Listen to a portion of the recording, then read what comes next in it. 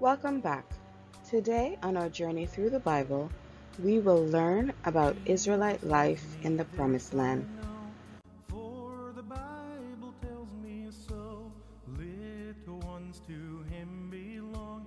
They are weak, but he is strong. Yes, Jesus loves me. Yes, Jesus loves me. Yes, Jesus loves me. The Bible tells me so.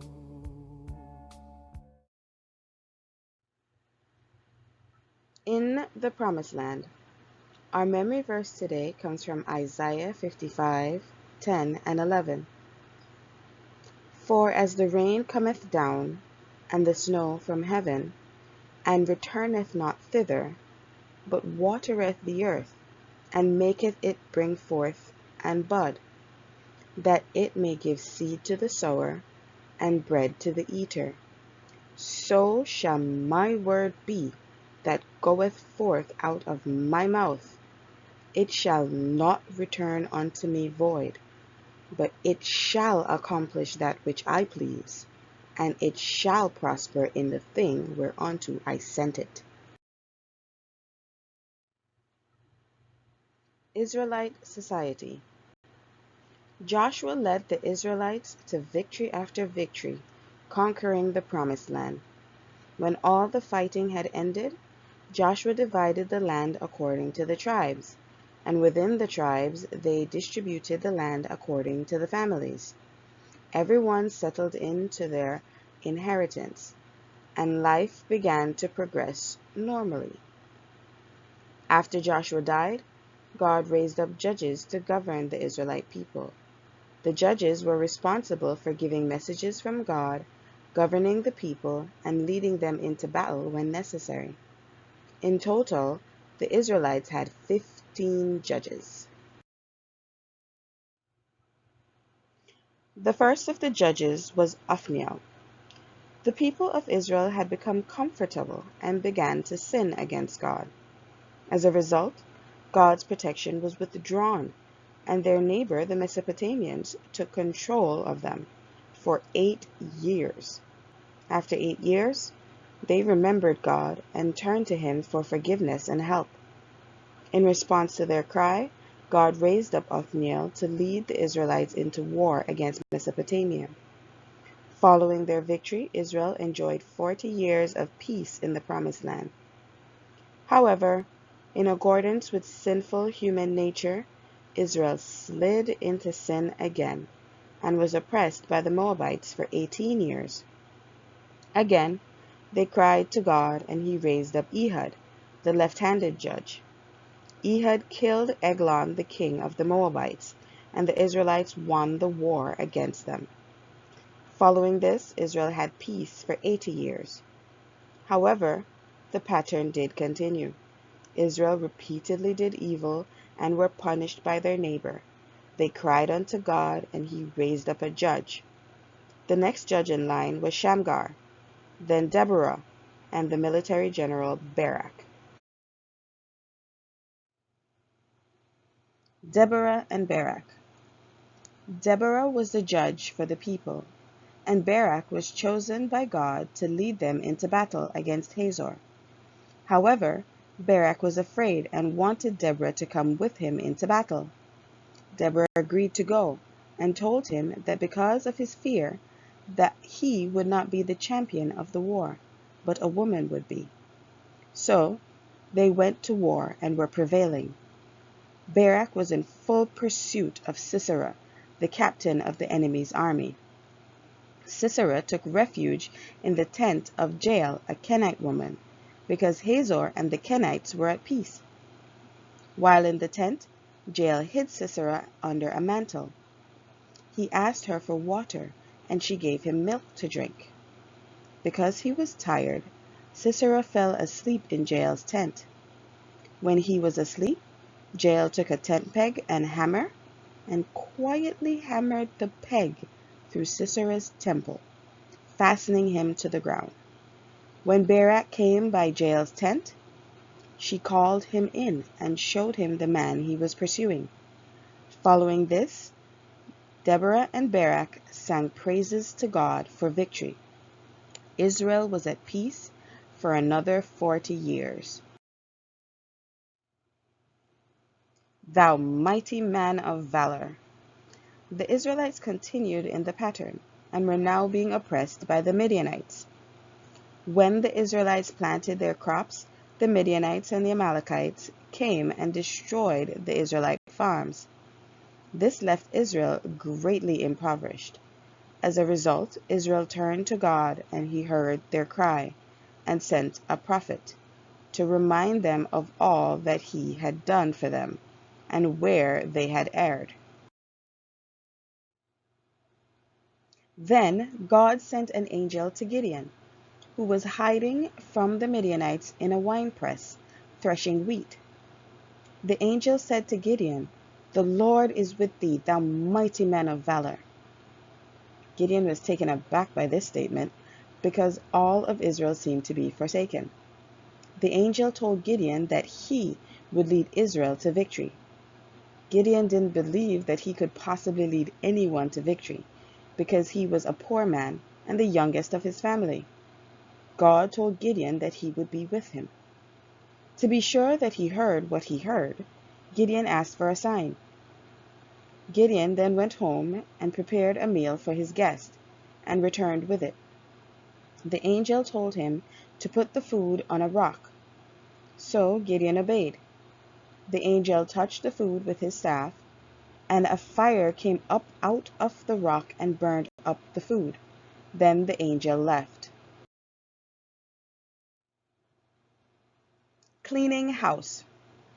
When Gideon realized he was speaking with an angel from God, he built an altar of thanksgiving to God and called it Jehovah Shalom. Then God told Gideon to throw down the altar and cut down the grove that his father had built to Baal. Then he was to build an altar to Jehovah and offer a bullock. Because Gideon was afraid of his father and the people in the community, he did it all at night. The next day, the people saw what was done, and they were prepared to kill Gideon. But his father told them, "If Baal is a god, let him take revenge for his own altar." So the people left Gideon alone. After this, Gideon sent messages to 4 of the tribes of Israel, and they all sent representatives to go up to war. Again, Gideon wanted to be certain that he was the man God chose, so he asked for another sign. He put a piece of woolen fleece on the ground and asked that the ground be dry around the fleece and the fleece be wet. The next morning, he checked the fleece, and he got a bowl full of water from the fleece, and the ground was dry. However, Gideon wanted to be absolutely sure, so he asked God for a similar sign. He left the fleece on the ground again and asked that the fleece remain dry and the ground all around be wet. So the next day Gideon checked, and God answered his request. Again, the fleece was dry and the ground was wet with dew.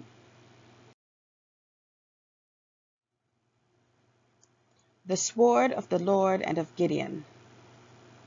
So Gideon gathered the army that had joined him, and they began their journey to confront the Midianite and Amalekite armies, who were camped in the valley of Jezreel.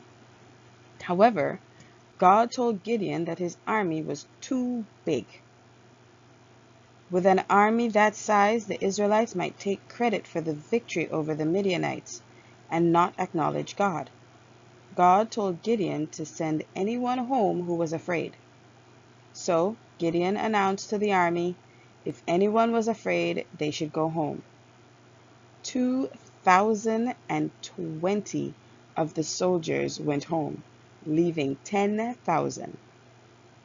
Again, God said to Gideon, the army is still too big. So Gideon brought them to the water's edge to drink. Some of the men kneeled down to drink, and others lapped the water from their hands. God told Gideon to separate the soldiers into these groups. Those that lapped the water were 300. God told Gideon to keep these and send the rest home. That night, God told Gideon that they should go down to the armies of the Midianites and the Amalekites, because he would give them victory. However, if he was afraid, he could go with his servant and listen at the tent of the Midianite army. So Gideon went to listen. One of the soldiers was telling another a dream he had about a cake of bread crushing the Midianites. His friend gave the interpretation that God had given Gideon and his army victory over Midian. Hearing this, Gideon was filled with courage and returned to his army of 300. He divided the army into groups of 100 and gave each man a trumpet and a pitcher with lamps. So Gideon's army arranged themselves around the Midianite camp. Then, on Gideon's command, they blew their trumpets, broke their pitchers holding the lamps in their left hands, and shouted, "The sword of the Lord and of Gideon!"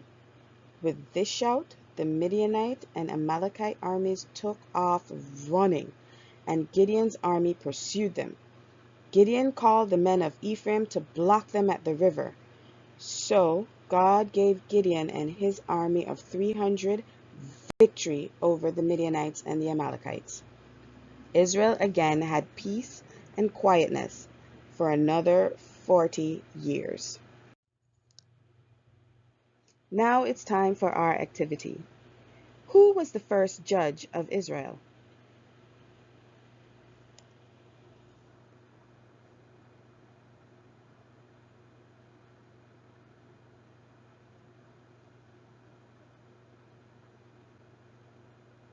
Correct. His name was Othniel. Who was the champion of Barak's war?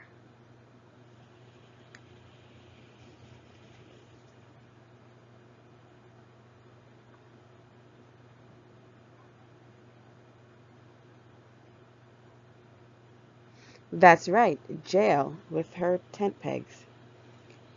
What were the two signs Gideon requested from God to confirm that he would be with him?